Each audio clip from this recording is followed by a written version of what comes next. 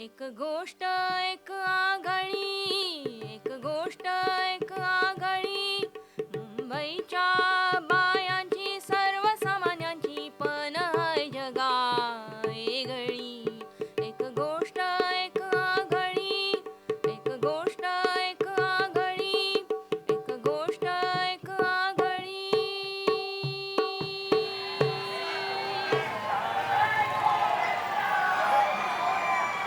This is the second day of the Gokulashtami festival in the city of Mumbai, India. The custom in this part of India is to tie decorated pots high up above the streets. Teams of men compete to form human pyramids beneath the pots. Their aim is to reach and break the pots.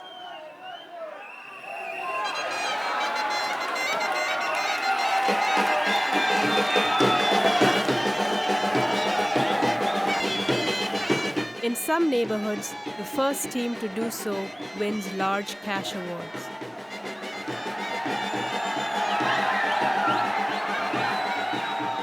The only safety net for the climbers is their own skill and the hope that their teammates below will catch them if they fall.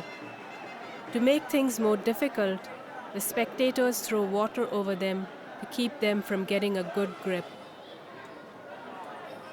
This festival celebrates the birth of the Hindu god Krishna. The legends about Krishna's childhood tell of his constant attempts to steal the butter made by his cowherdess mother. The Gokulashtami pyramids symbolize Krishna's struggle to get to those pots of butter hung up out of his reach. Traditionally, only men form these pyramids.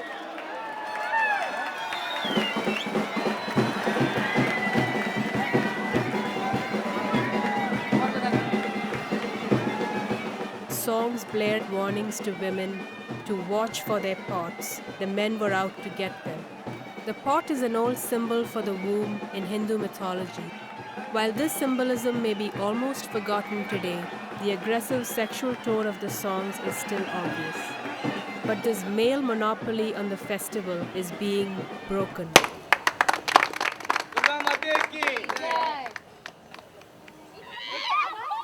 We're a Kabaddi team playing for the Gorakhnath Association.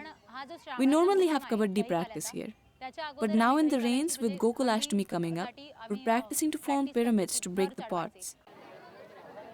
Shraddha and the other girls play Kabaddi, an Indian team sport for an association of the residents of the Gorakhnath Chawl. The Gorakhnath Chawl has been sending teams of men to break the Gokulashtami pots for generations now. They also have a long tradition of women taking part in sports.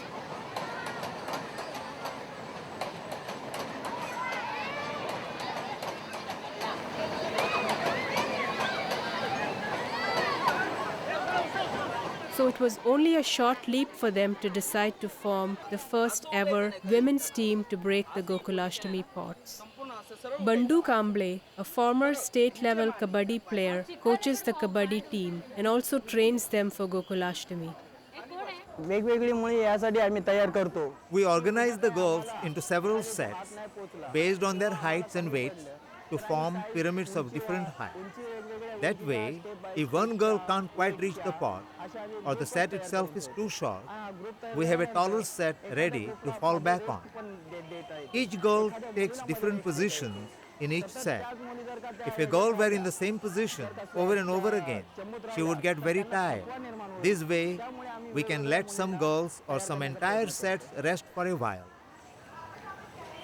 All of this is a far cry from the passive, adoring women of the Krishna legends who are tormented by Krishna's promiscuity.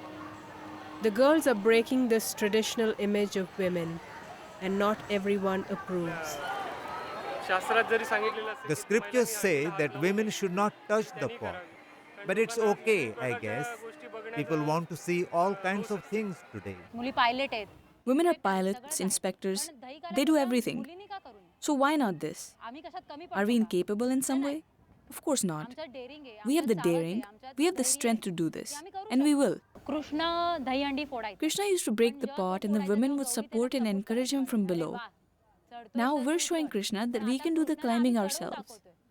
We're simply telling Krishna, it's your turn to support us now. We'll handle the climbing. You don't need to take the trouble anymore.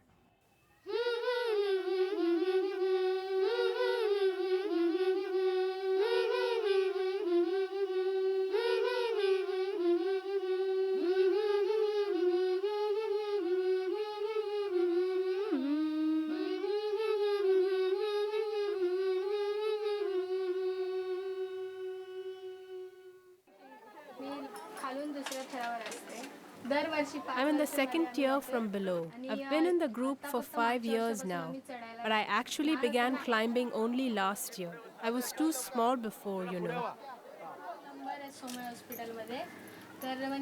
My father works as a plumber in Somaya Hospital.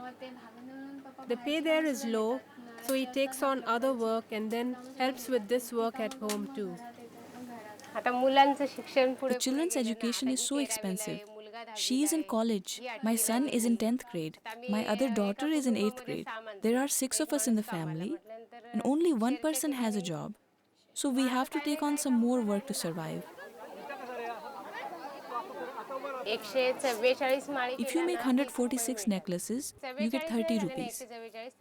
If we don't manage 146, we make at least 72 necklaces in a day and earn 15 rupees. And the scarves fetches 5 rupees or 3 or 150, depending on the design. The large scarves that Muslims use for namaz, they fetch us 10 to 20 rupees. We still manage to make 4 or 5 a day. This year, the team includes one young boy who climbs to the top of their tallest set. This was because they didn't have enough girls of the right weight and agility for that set.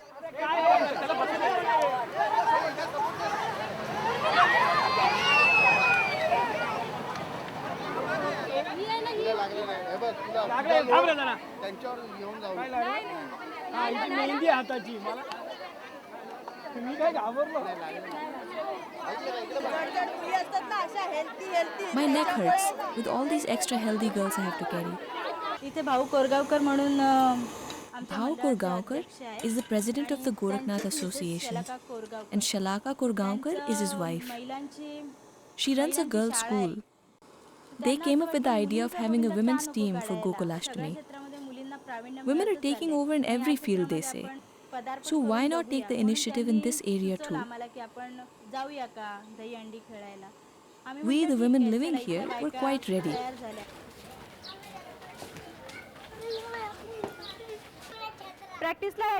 Come for practice.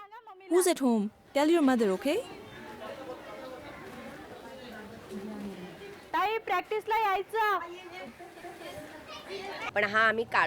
The reason we practice at night is that many of the girls in the team have jobs or go to college. They can only get here very late. Some of the women can only come out after they've finished all the housework for the day, which is why we meet only at 7:30 or 8 in the evening. The residents of the Gorakhnath Chaur have worked for generations in the oldest textile mill in Mumbai, the Swadeshi mill. My uncle works in the Swadeshi mills, but the mill is in a bad state now. It's been closed for about 5 to 6 months now. There's been no pay for 10 months now. Only my uncle, aunt and I have jobs. And we have a large joint family, so we have to do this side business to make some money. My aunt gets home this work from her company. Our neighbors do it too. We make sets of earrings and necklaces. We do about 15 rupees worth of work in a day. You have to make 12 dozen sets to make 15 rupees a day. I work in a screen printing press. My boss pays me 2,500 rupees a month. It's a commercial arts business, making visiting cards, letterheads and so on. Shalan's father lost his job in another mill many years earlier. I was a mill worker too. My mill closed down in 1982 after the big mill strike happened. Just like the workers of the Swadeshi mill today, we kept going to work, but there was no pay. With all the mills closed, we couldn't find work anywhere else. Finally, they locked us out and shut down the mill. All we are saying is, if you want to shut down the mill, fine. But pay us the wages you owe us, our provident funds, and the other benefits. We are entitled to them. Between 1998 and 2000, at least 74,000 mill workers in Mumbai lost their jobs, like Mahadev Umne, without being paid their rightful benefits. In many of these families, the women have become the main breadwinners.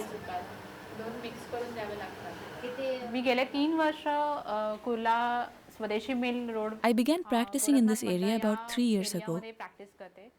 One year, Mr. Umne, who owns my clinic, asked me to go along with the women's team as a doctor. I really enjoyed it, so I decided that the next year I would actually take part in the climbing. It hurts the next day from the weight of the girls, and you get scrapes and rashes from the friction of the feet. But you don't feel the pain in the excitement of the moment.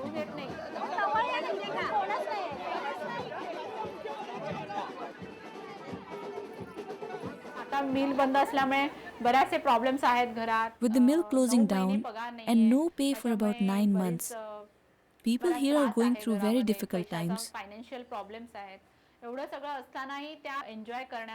But the women still manage to put aside their worries and enjoy themselves on this day.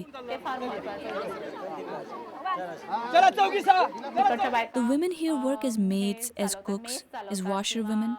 They have to really struggle to pull their families through. But they're facing these hard times with a lot of courage. And I think that's why they have the courage, the confidence to climb so high.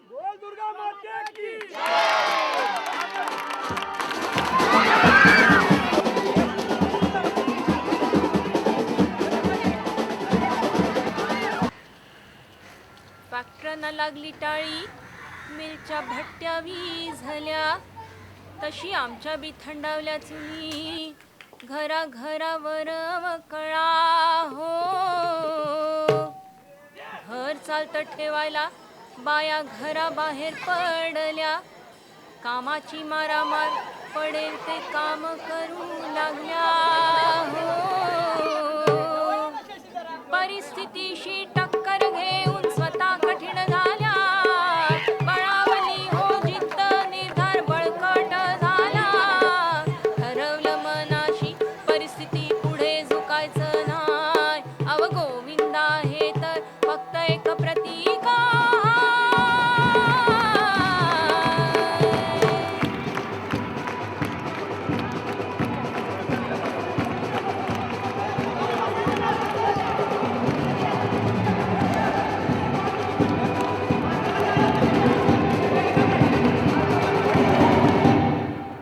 August 13, 2001.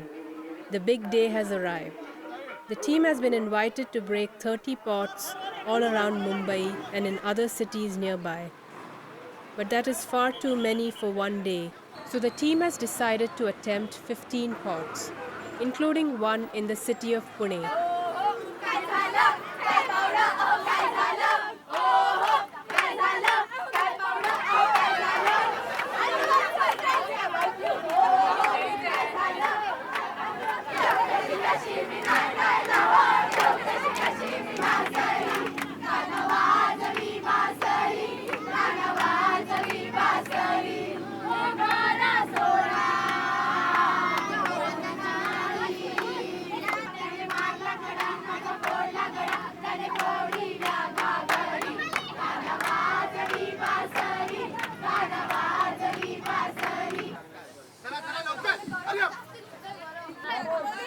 Despite their financial troubles, the residents of the Gorakhnath Chawl contribute to keep the association going.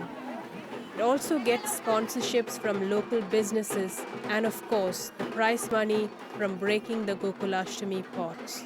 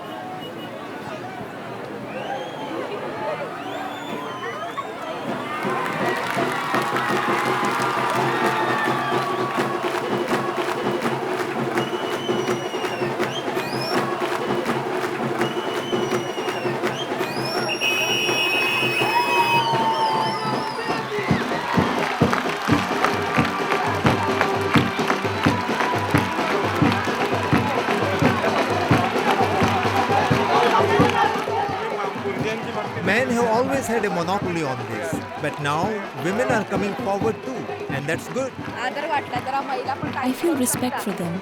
They're showing that women can do things too, not just men. Women are also making an attempt at this, which is really admirable. 5 years after the women of the Gorakhnath Association began breaking the Gokulashtami pots, they remain the only women's team to do so. But they are flooded with applications each year from girls who want to join them. Next year, they hope to add a couple more tiers to their pyramids. But for now, they move on to the next pot.